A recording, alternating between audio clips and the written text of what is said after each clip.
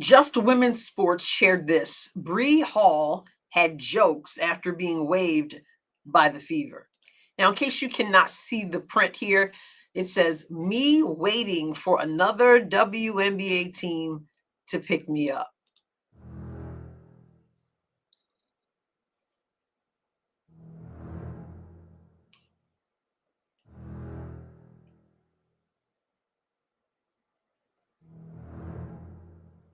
Quite a sense of humor.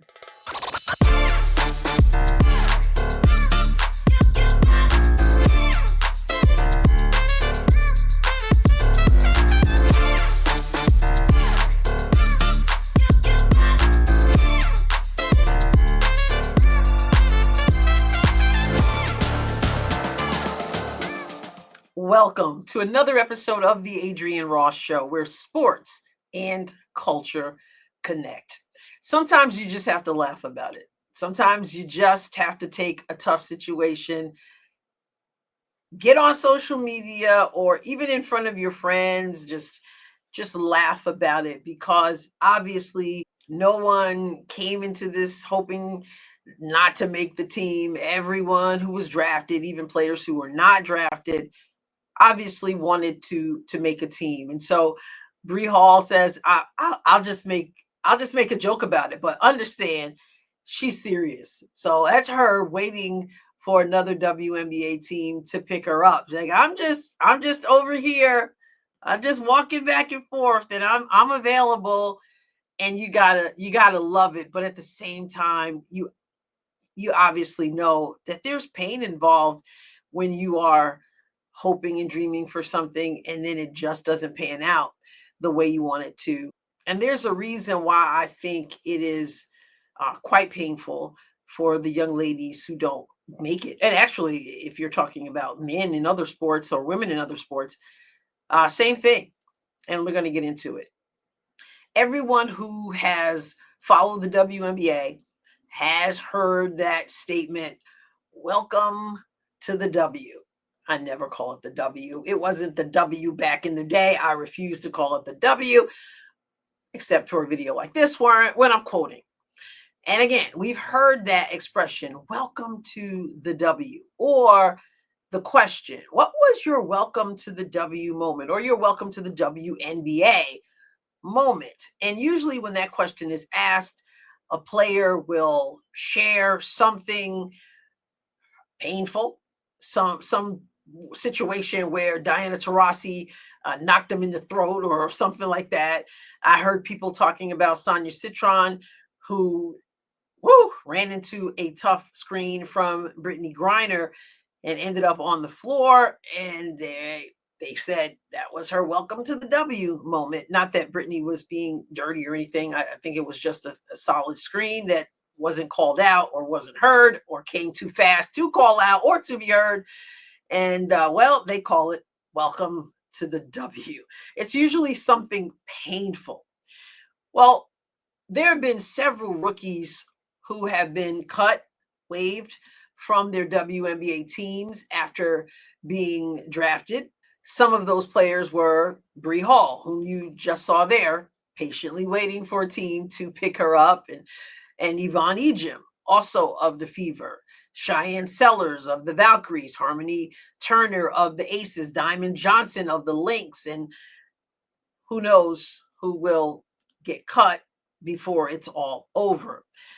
I First of all, I applaud these ladies because they are going for their dream. They are putting themselves out there. They have to be nervous when they show up at training camp, I imagine, and yet nothing ventured, nothing gained. But I think it hurts probably more than that screen from Brittany Griner when these ladies and others are cut. Because I think a lot of times what we find is that athletes, such as the ones who make it to a WNBA training camp, have always been among the best of the best. They are in junior high and people see them, and some schools already start to look at them and make plans about them even when they're in junior high. But they may score a huge amount of points. They are just better than everyone else. And they shine. And then they go to high school and there are more eyeballs. And then the recruiting really kicks in. And sometimes coaches favor them. And sometimes they have great attitudes and they are great examples for their team. Sometimes they can be a piece of work because they're better than everyone else and they know it. But sometimes they're just nice people and they're great athletes, great students, perhaps, and they enjoy great success, better than everyone else. In some cases, taller than everyone else or faster than everyone else. And in particular, when you talk about height, that I think is one of the issues that comes down when we say, well, why aren't these players boxing out? Why aren't these players jumping? Why aren't these players doing those things? Because in many situations, they've never had to do those things. They've always been taller. So you didn't box out. You just kind of reached up and grabbed the basketball.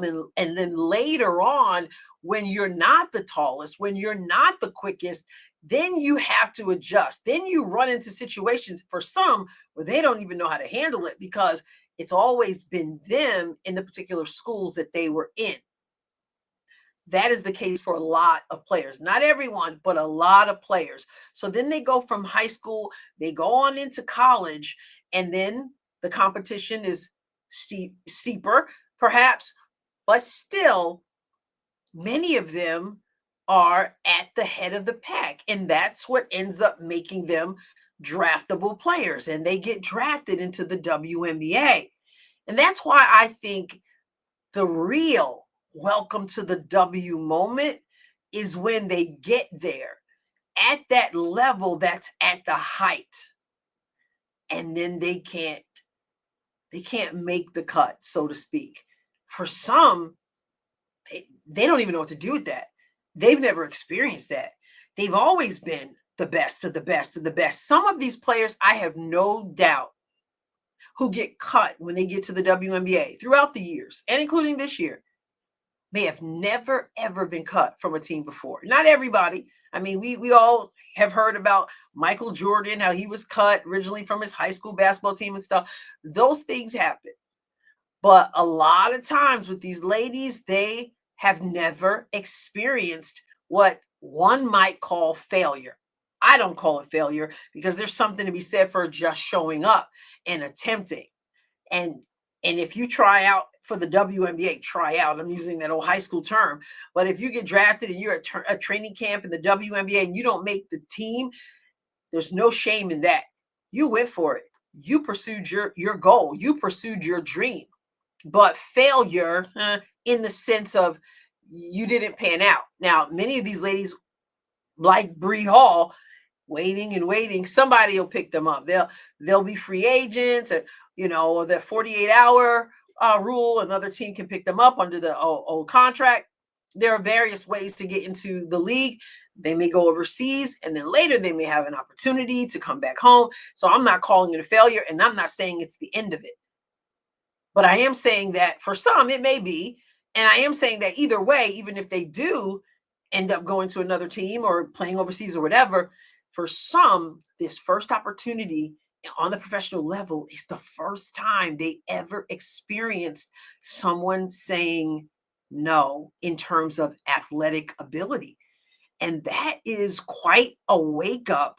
So you can have your welcome to the W moment with somebody giving you a karate chop to the neck, somebody giving you a hard screen, somebody trying to intimidate you, whatever it is, because they always seem to be negative. I've yet to hear someone say, my welcome to the W moment is when so and so took me out for ice cream. It's always like, okay, hello, you're here. It's tough, it's difficult. Well, for some of these rookies, it hits even harder because it's never happened before in their lives. They've always had a yes. They've always found a way to make it work. And for some, it's been rather easy. So it's tough when that first cut comes. It's hard when the first cut comes. One might even say it's easier if you've experienced it before. So I remember my last year coaching. We we had already won the conference championship the year before, first time ever in the history of the school.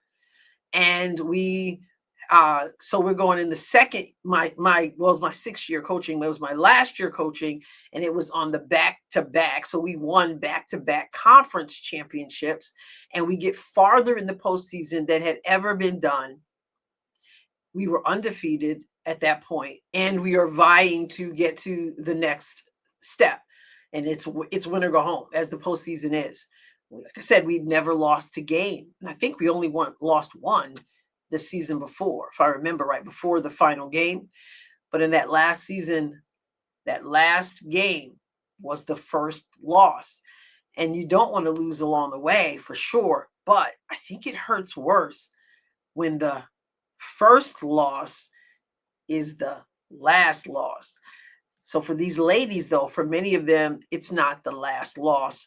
It's not the last opportunity, I should say, because there will be other opportunities for many of them, but it's the first one. And the first one just hurts so bad. And when your first one is at the highest level, with my team, it was the highest level we'd ever been to. It's the highest level, the level the school had ever been to. And then that first loss came at the highest level, and it hurts because we hadn't experienced it. So these ladies, kudos to them for trying, but I can imagine the pain is tough, because it's, for some of them, the first time they've ever been told no in an athletic competition. They've always been at the top of the top of the top. And now it's, well, welcome to the W. I wish them all well. It'll be interesting tracking their journey. So, what are your thoughts? Have you ever been cut from a team? Some people are very familiar with it, some never experienced it. And you don't experience it till you experience it. And it can hurt. I'll catch you next time, God willing. God bless you abundantly.